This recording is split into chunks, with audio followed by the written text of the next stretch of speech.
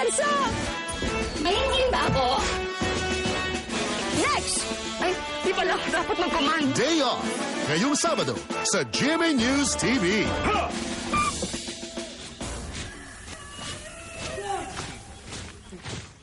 Bumisita ang ating kagalang-galang na Pangulong Benigno Penoy Aquino upang personal na i-congratulate ang ilan sa mga magigiting na marino ng ating bansa.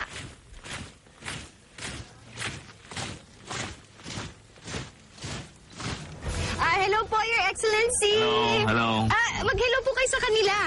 Hello po. Hello there. Ayan, Your Excellency. Naku, kanina ko pa ho naririnig na ang ilan daw po sa mga sundalo dito sa hukbong dagat ng Pilipinas ay bibigyan nyo daw po ng parangal. At ang balita ko, 5 daw po sa mga sundalo dito ang bibigyan ninyo ng reward. Tama po ba yun? Yes, thank you for asking that question, Nina, no? Mabuti pa siguro, panoorin na lang natin itong video clip na hinanda ng aking mga staff. Attention! Maliliksi, malalakas at matatapang. Sila ang mga hukbong kawal pandagat ng Pilipinas, nakahandang ipagtanggol ang ating bayan. The few, the proud, the Marines. Marines! Hoorah! Master Sergeant Bruan. Staff Sergeant Pasco. Staff Sergeant Hernandez. PFC Operio. PFC De Los Santos. Reporting for Johnson. Dakilang adhikain ng ating mga ma'am at sir, kaya nila naisipang maging marino. Naisip kong pumasok dito, unang-una dahil gusto ko rin makapaglingkod sa ating bayan at at the same time, magkaroon ng stable na hanap buhay para matustusan ko din yung makatulong dun sa aking pamilya na nangangailangan din ng tulong. Left, right, march on! Left, that's right!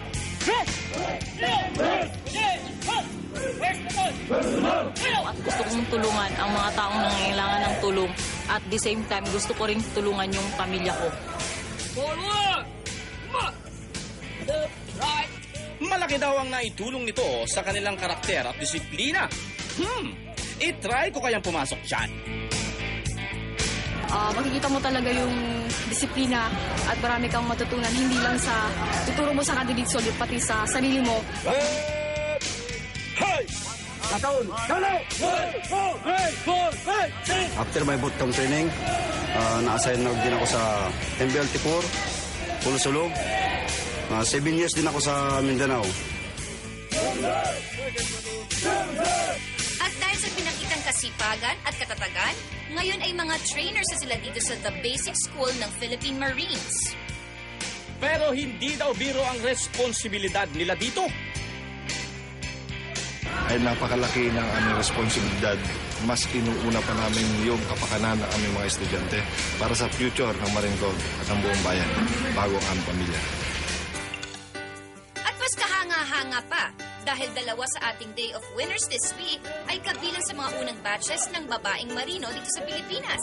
Girl power! Ako yung first female na naging candidate soldier, pioneer ng mga female. Mahirap, hindi lang sa salita, mahirap as in mahirap. Kasi doon ka mag-adapt, starting to civilian, going to military, tapos sasabayin mo yung mga anong ginagawa ng lalaki. Pakita namin sa kanila na from time to time na kayang-kaya namin at makapagtapos kami, so kaya rin nila pantayan yung training ng male candidate soldier. At kahit may kontrobersya sa ilang sangay ng ating hukbong sandatahan, ang ating mga dakilang trainers hindi nagpapaapekto. Aming itinatanim sa kaisipan ng aming mga recruit or trainee ang isang mataas, matayog na layunin na maging isang tapat na mamamayan at maging tapat na marino sa konstitusyon ng Pilipinas. Ang dami naman palang ginagawa ng ating mga mama't sir. May time pa ba kayo para magpahinga? Sobrang busy talaga yung trabaho namin. Lalo na ngayon dahil ako na yung designated na training chief ng basic school. Almost wala na kaming time kundi i-supervise yung lahat ng training activities ng aming mga estudyante. At sinisiguro namin na lahat sila ay safe during the conduct of any training activities. Tikas pahinga! Yan ang kailangan nyo. Ang full